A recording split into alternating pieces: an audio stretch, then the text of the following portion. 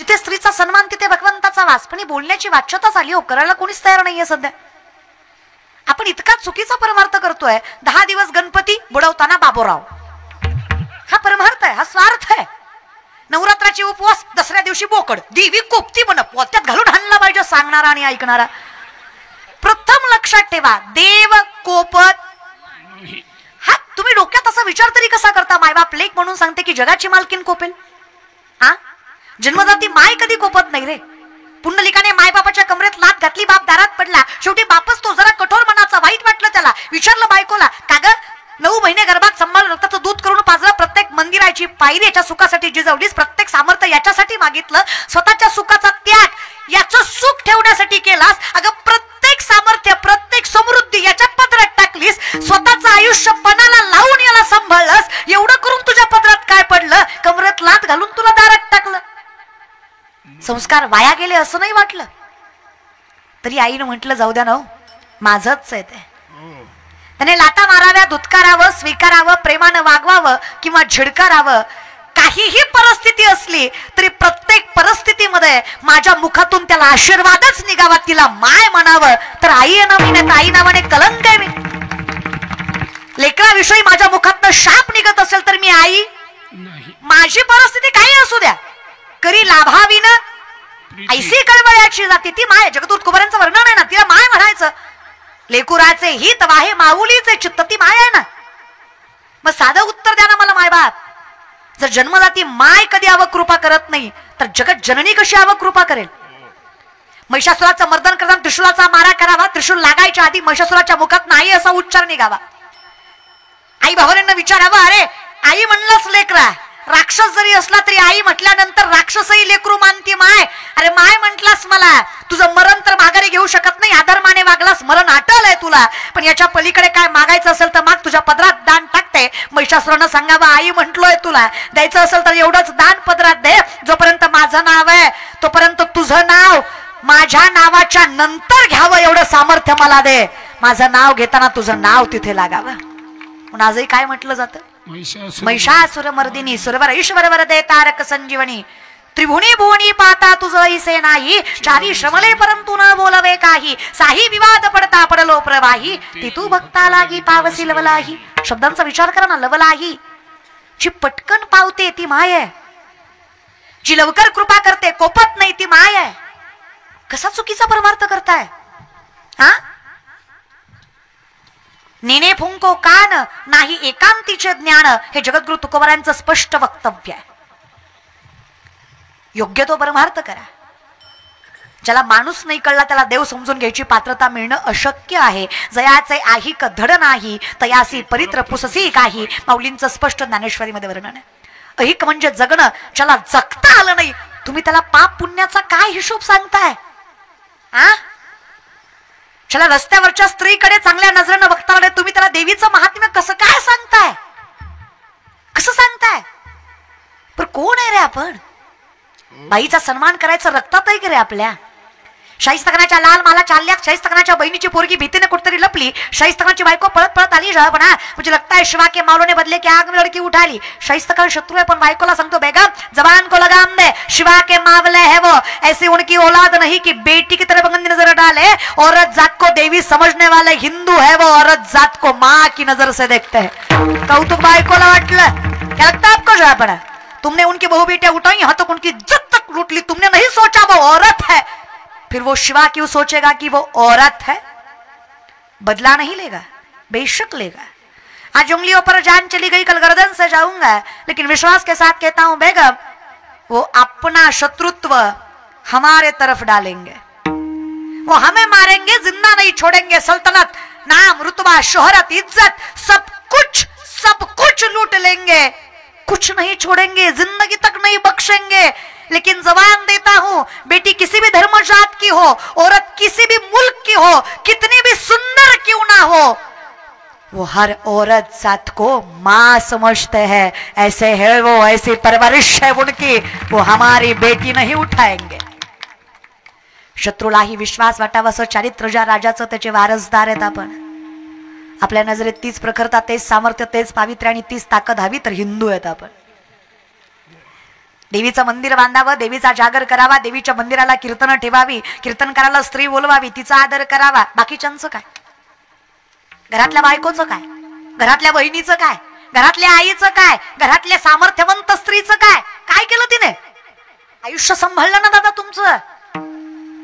तीच तुकोबाची पत्नी भाकरी द्यायला चालली तुकोबांना. सामर्थ्यवंत दादा. पायात काटा मोडला तिच्या. विषयाकडे आलात तुम्ही?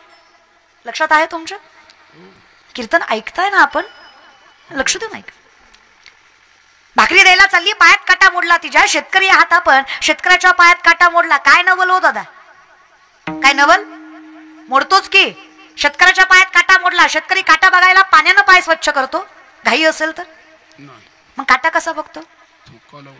लाजू नका, सगळे थुकाच लावतात. इथे काही फार हायजीन मेंटेन करायचं नसतं, थुकाच लावायचं असतं. पण एका थुक्यात काटा दिसतो? तो काय सॉक्स घालून नांगर धरतोय? अरे असे पाय झालेले असतात, काटा रुतला तरी जाणवत इतके तर त्याचं पाय दृढ झालेले असतात कष्ट करून. सामर्थ्यवंत असतं रे तो. त्या शेतकऱ्याच्या पायात काटा मोडावा.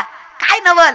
त्या अवली माताच्या पायात काटा मोडला. विठेवरच्या मालकाला त्रास झाला, जगाच्या मालकाला त्रास झाला. पंढरीचा मालक, विठेवरचा बाप, तो जगन्नायक वैकुंठ सोडून पाठीमागे धावला जिजाच्या. जिजा आणि आवली एकच बर का.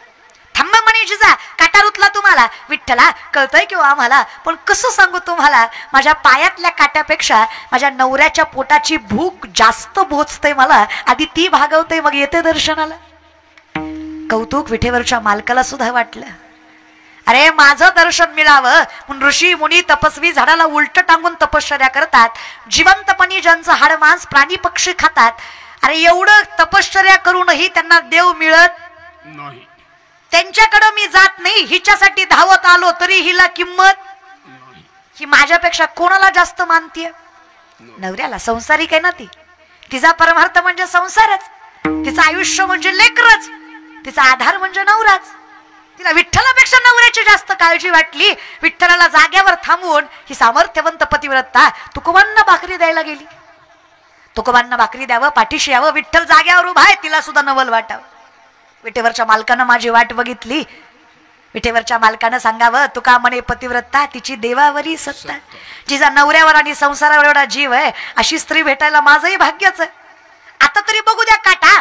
विठेवरच्या मालकानं त्या माय माऊलीचा पाय स्वतःच्या हातात घेतला. काय भाग्य असेल त्या बाईच. थुका लावून काटा दिसतो का पाहिला? त्या विठ्ठलालाही एका थुक्यात दिसला नसावा, त्यानं ही 2-4 वेळा लावला. सरपंचाला नाही पण सरपंचिनीला लय झोंबलं. तुमची नाही, पंढरपूरची. आम्ही एकालाच मानतो. आम्ही प्रत्येक सरपंचाला मानत नाही. आमच्यासाठी एकच सरपंच आहे. मृत्यू लोकी एक नगर, त्याचे नाव पंढरपूर. तेथील मोकाशी उभा असे विठेवर. मोकाशी मतलब मालक, तो सरपंच आहे आमचा. त्याची बायको सरपंची नाही, रखमाबाई. रखमाईला राग आला, का हो विठेवरचे मालक ना तुम्ही? विश्वोत्पत्ती आधी हे तवे. विश्वाची उत्पत्ती तुमच्यामुळे. चंद्र सूर्य तारे तुमच्या इशाऱ्यावर चालतात. हे विश्व तुमच्या इशाऱ्यावर हलतं. एवढं सामर्थ्य तुमच्याकडे. अरे मुंगीच्या पायातल्या पैंजनातल्या घोंगराचा आवाज ऐकू येतो तुम्हाला. अर्धा तास झालं थुका लावताय, काटा दिसना होय. बायकोच जरा धडकावून बोलणारच की, काटा दिसत नाही. एवढं तुम्हालाही कळतं की माय, विठ्ठलाला काटा बघायला थुका लावायची गरज आहे माय. मग का हो वागतं असं विठ्ठला? काय वाटतं रखमा तुम्हाला? काटा रुतवणारेही आम्हीच आहे आणि काटा काढणारेही आम्हीच आहे. आमच्या तुकोबाची अर्धांगिनी आहेत त्या. तुळशीपत्र ठेवलं तुकोबानी संसारावर. कधी विचार केला नाही लेकरा बाळाचा माझ्या नामचिंतना पुढे.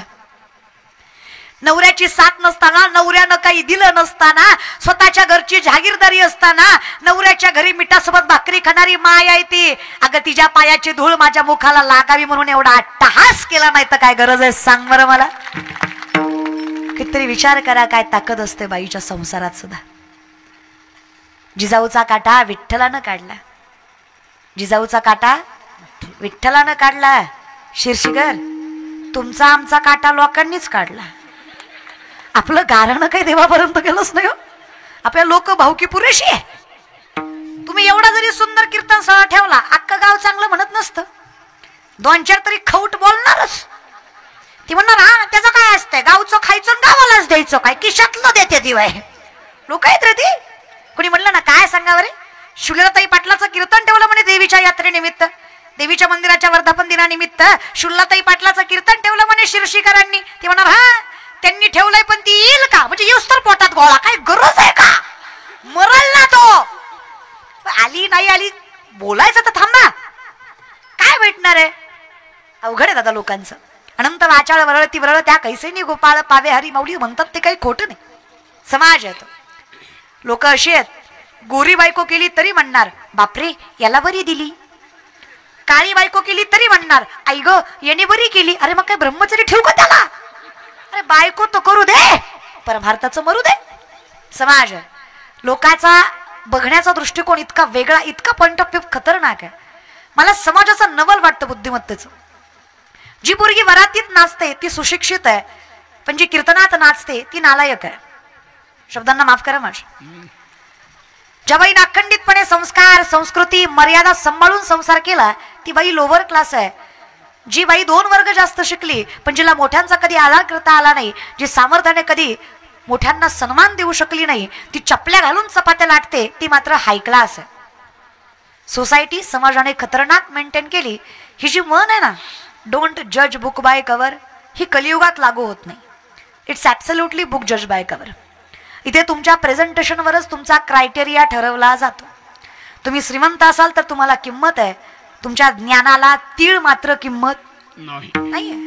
महाराज सुद्धा फॉर्च्युनर मध्ये आला तर हुशार आहे. तो जर सायकलवर आला, तुम्ही फटाके कोणासमोर वाजवणार. महाराज जर आला सायकलीवर, फटाके वाजवणार कुठं तुम्ही, नाही ना. आवाजानं महाराजांना सायकल दोन्ही खड्यात ना, स्ट्रॉंग लागतं ना. म्हणजे हे व्यक्तिमत्व. म्हणून माझं म्हणणंच आहे प्रत्येकाला, स्वतःला प्रूफ करायला घाबरायचं. पैसा कमवा बिंदास. शास्त्र सांगते धर्म अर्थ काम मोक्ष, 4 पुरुषार्थ सांगतं शास्त्र. धर्म अर्थ काम मोक्ष. पहिला पुरुषार्थ धर्म, धर्मासाठी जगला त्यालाच पुरुषार्थ म्हणतात. दुसरा अर्थ, अर्थ म्हणजे पैसा, इकॉनॉमी, पैसा, सामर्थ्य रे. पैशात खूप सामर्थ्य आहे. आमच्याकडे कसं आहे ना महाराज, पैसा कमवून नम्र राहिला की लोक त्याला चांगलं म्हणतात. पैसे न कमवता किती नम्र राहिला लोक त्याला किंमत देत नाही. हा, नोकरी सरकारी असेल, पोरगा किती बी काळा भंगारण ढोला असू द्या, बायको त्याला नाजुकून गोरीच भेटती, नोकरी सरकारी आहे ना. हा, तुम्ही किती हँडसम गुड लुकिंग जॉ लाईन सिक्स पॅक किती जिम केलं ना, आणि किशात दमडी नसली ना, छपऱ्यापुरीला सुद्धा म्हणावं लागतं वैवणकी तू तरी वैवणकी तू तर वैवान. कशाला हाल करून घेताय स्वतःचे. बहीण म्हणून सांगते कष्ट करायला, मागे पुढे बघायचं नाही. समाजाचं असं आहे रे, काय होणार आहे. कलियुग आहे दादा. इथं तुम्ही कसं आहे, तुमचा स्वभाव कसा आहे, काही घेण देण नाही. बघा तुमच्याकडे पैसा आहे ना, तुमचं सगळं माफ आहे. व्यसन करता माफ आहे, शिव्या देता माफ आहे, लोकांचा तळतळाट घेता माफ आहे. का? पैसा आहे. कमवा, पैसे कमवा, योग्य मार्गाने कमवा, आणि पैसे कमवून सत्य धर्माने जगा, समाजाला कळू द्या अरे पैसा असूनही मला चांगलं वागता येतं, एवढे संस्कार चांगले आहेत माझ्या मातीचे आणि माझ्या मायबापाचे. कळू दे ना लोकांनाही.